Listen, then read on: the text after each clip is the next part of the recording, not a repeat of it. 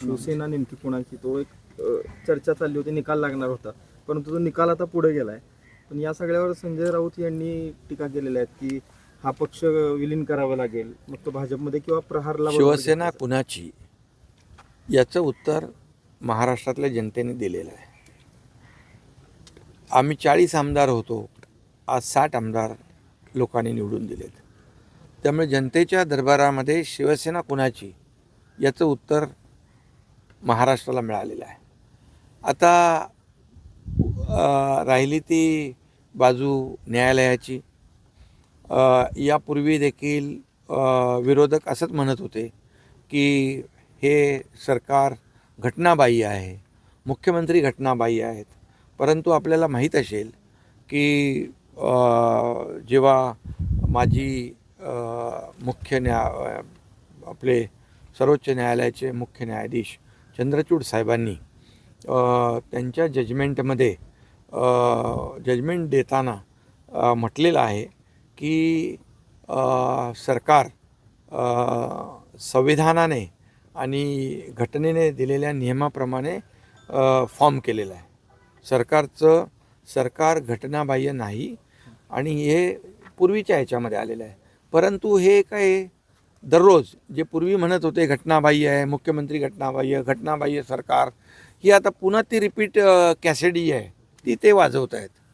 पण मी आपल्याला सांगतो की लोकशाहीमध्ये बहुमताला महत्त्व असतं. आज जर पाहिलं तर 57 आणि 3 60 आमदार बाळासाहेबांचे विचार घेऊन आम्ही धनुष्यबाण घेऊन ही निवडणूक लढवली आणि 60 आमदार लोकांनी निवडून दिले आणि जे आमच्यावर घटनाबाह्य म्हणणारे त्यांचे 20 आमदार निवडून आलेत.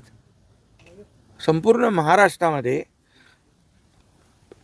झालेल्या विधानसभेच्या निवडणुकींमध्ये शिवसेना सेकंड लार्जेस्ट पार्टी आहे. झालेल्या महापालिका निवडणुकांमध्ये शिवसेना सेकंड लार्जेस्ट पार्टी आहे. जिल्हा परिषदमध्ये सेकंड लार्जेस्ट पार्टी आहे. झालेल्या नगर परिषदामध्ये सेकंड लार्जेस्ट पार्टी आहे. त्यामुळे लोकांनी शिवसेना कुणाची याचं उत्तर दिलेलं आहे. आता मी एवढंच सांगतो की त्यांच्या बाजूने निकाल लागला की ते कोर्टाला खूप चांगलं म्हणतात, त्यांच्या विरोधात निकाल लागला की कोर्टालाही मार्गदर्शन करतात, कोर्टावरही आरोप करतात, शिव्या देतात, निवडणूक आयोगालाही शिव्या देतात. ही त्यांची जी काही वृत्ती आहे ही त्यांची या सगळ्या आता सुनावणी जी सुरू आहे त्यामधून दिसून येते. त्यामुळे आम्ही काय त्याच्याकडे लक्ष देत नाही. आम्हाला न्यायालयावर विश्वास आहे आणि जो न्याय आहे तो न्याय ज्याच्याकडे मेजॉरिटी असते. आता आणि बरं दुसरी गोष्ट, डिस्क्वालिफिकेशन जे म्हणतात त्याचा टेन्युअर पण संपला आहे आमदारांचा. त्यामुळे ते कुठल्या जगतामध्ये आणि कुठल्या जमान्यात वावरत आहेत मला माहीत नाही. परंतु डिस्क्वालिफिकेशनची मागणी करताना त्याने हाही विचार करायला पाहिजे होता. आज मला वाटतं कोर्टाने बरंच काही त्यांना प्रश्नातून विचारणा केलेली आहे आणि त्याची उत्तरं नव्हती त्यांच्याकडे. मी हा प्रश्न न्यायप्रविष्ट असल्यामुळे याच्यावर जास्त सखोल बोलू इच्छित नाही, पण आमचा न्याय व्यवस्थेवर पूर्ण विश्वास आहे. जी व्यक्त केली आहे ते असं म्हटले की शिवसेनेचे काही नेते मराठा समाजाच्या विरोधात बैठका घेत आहेत, तुम्ही त्याकडे लक्ष दिलं पाहिजे अशी त्यांची मागणी आहे. बिलकुल. याच्यामध्ये आमचे मंत्री उदय सामंत, मनोज जरांगे पाटील यांच्याशी त्यांनी चर्चा केली. मला उदय सामंत यांचा फोन आला होता आणि त्यांनी सांगितलं की मी जेव्हा मुख्यमंत्री होतो त्यावेळेस मराठा समाजासाठी 10% आरक्षणाचा निर्णय आपण घेतला. कुणबी प्रमाणपत्र मिळत नव्हती, ती मिळवू लागली.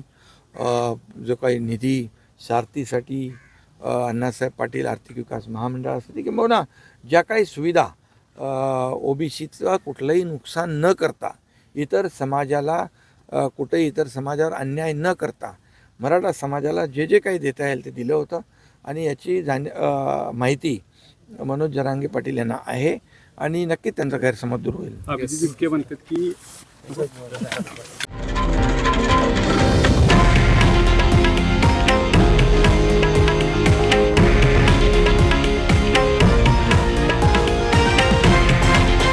हे आहे देशातील नंबर 1 न्यूज नेटवर्क आणि आपण पाहत आहात TV9 मराठी, एकमेव.